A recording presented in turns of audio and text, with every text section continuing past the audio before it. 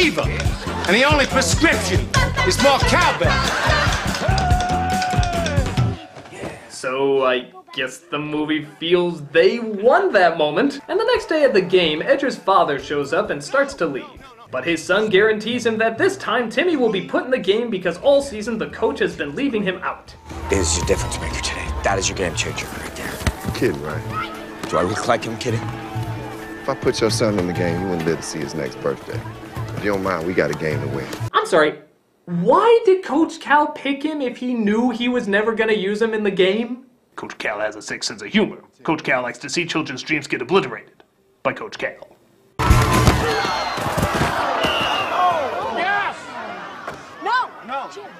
No, is he okay? He's an asshole. I hope he's okay. But one of the kids hurts their ankles, and so he does end up putting him in the game. Okay, Green, come on. Oh, hit me with a stick. They're not putting that boy in. Actually, they are. It's good. Trust me. Who's your daddy? Has he been drinking? I am so disgusted by this human emotion you mortals call love! At first, he seems to do little, but then the sun comes out and...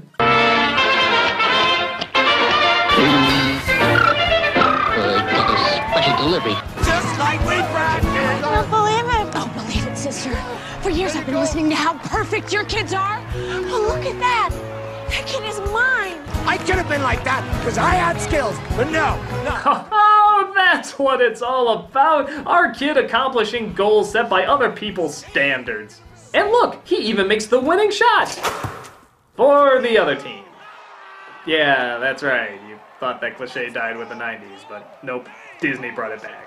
Do you get it though? Do you get it? In the opening, they predicted that their boy would shoot the winning shot. It just happened to be for the other team. No, you should have been more specific on your boy growing cards. Stop. Your time's up. You have to let us finish. You have to hear the whole thing. You have to. Excuse me, with all due respect, we're not leaving.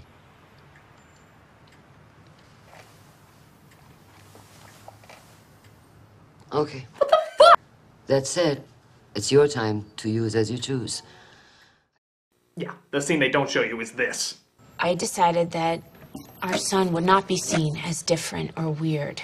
He'd be treated like a normal kid. Because that's what he was gonna be. Timothy! I don't mean to pry, buddy, but it looks like you just broke up with her. No. I let her go. Well, that is so tragic, despite that breaking up and letting go is essentially the same thing, but I'm sorry. What does any of this have to do with pencils? This is a new kind of pencil, made almost entirely out of leaves. I swear, if someone doesn't fuck a pencil by the time this movie is over, I'll make sure it happens for them. Yeah, it will not only save trees, but will save our factory. But it turns out the boss, the one drinking the great big boss mug, you see, he's the boss in case you forgot, he's the boss, is taking credit for creating the leaf pencil. But Timmy stands up and tells the truth. The new pencil was thought up by my parents, Jim and Cindy Green. Oh, look here, it's the boy who kicked the winning goal for the other team. Children are to be mocked and shamed. Do not pick on my son. If you ever so much as even look at him funny, you will have to deal with me. And me. I'm here for my last-minute redemption.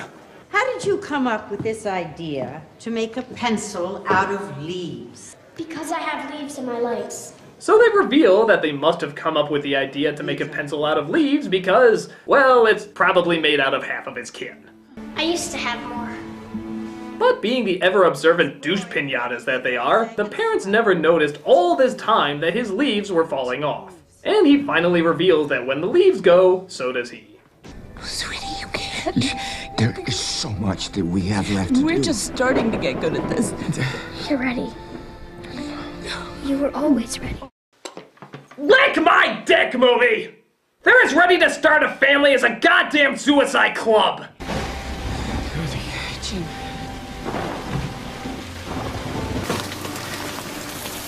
So he vanishes, presumably going to the great fertilizer in the sky, and our now childless parents finish their tale. Thank you. I think that's all we'll need. That's it? Thank you. I'm going to call the phone service and get the mental ward on speed dial.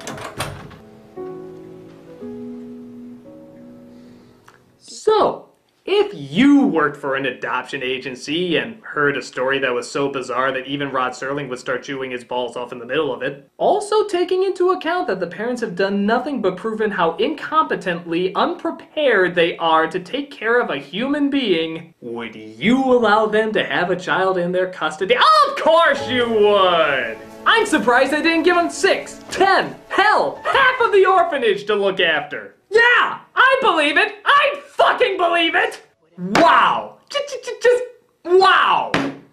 You know, let's assume just for a moment that this story that would have gotten tons of media coverage didn't make it to the attention of the adoption agency, and they did the research and found that it checked out. The reason that these two should not be allowed to have a child is explained in one scene shown earlier. What would you do differently?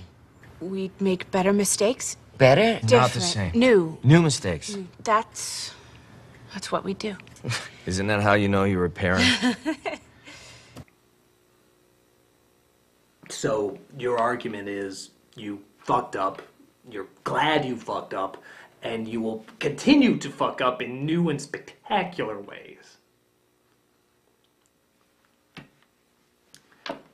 No! No!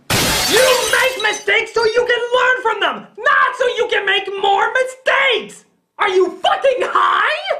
Sure, everybody messes up. It's gonna happen, but it happens so you can get better and make the right choices. These two never got better at what they did. If anything, they just got worse and worse. Why? Because they never learned that you're supposed to learn. You wanna know one of the most important things you can do for your kid that these parents almost never did throughout this entire film? Ask your kid questions.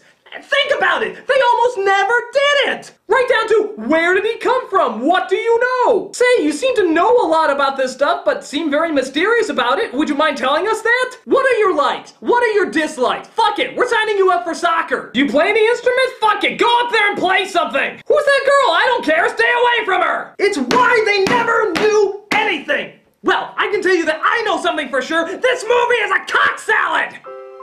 I feel bad because I know the actors are trying. Hell, the kid is actually even pretty good in it. But I'm sorry, no amount of acting skill can save something this horribly put together. It knows what it wants to say, but has no idea how to say it correctly. It's a bad vegetable that should be turned in for better produce. I mean, hey, everybody should get a practice kid before they get a real kid to try out on. Well, maybe not everyone, just these sick, selfish idiots! I'm the nostalgia critic guy, remember? So you don't have to. Keep your cats away from me!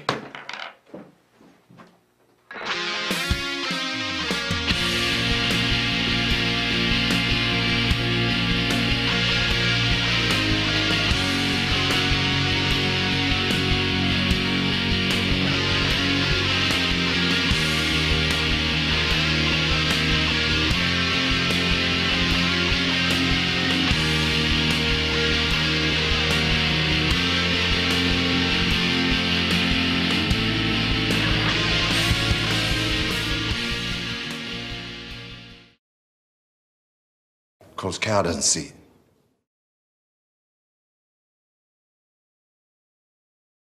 Hey guys, Nostalgia Critic here. It's good to be back, especially after being in that surreal plot hole. I mean, true, the accommodations could be nice, but it does weird things to your memory. Like there was one point where I didn't even recognize myself. And I even started going crazy reviewing all my old stuff like Kick-Assia, Suburban Nights, and To Boldly Flee. There was even a strange moment where I thought they were not good, and even started making fun of them. And because you probably love to see me make an ass of myself, it's now available on DVD. For a limited time only, you can get Nostalgia Critic Reloaded. But it not only has a review of the anniversary films by yours truly, it also has a live review of Twilight Breaking Dawn 2, other characters remembering the Nostalgia Critic in fond and mostly non-fond ways, the best Nostalgia Critic moments that never happened, featuring Ego Raptor, a look at the original locations and sets of the Nostalgia Critic, and more. So what are you waiting for? Get Nostalgia Critic Reloaded on DVD while they're still in stock. And maybe you can see me, loaded.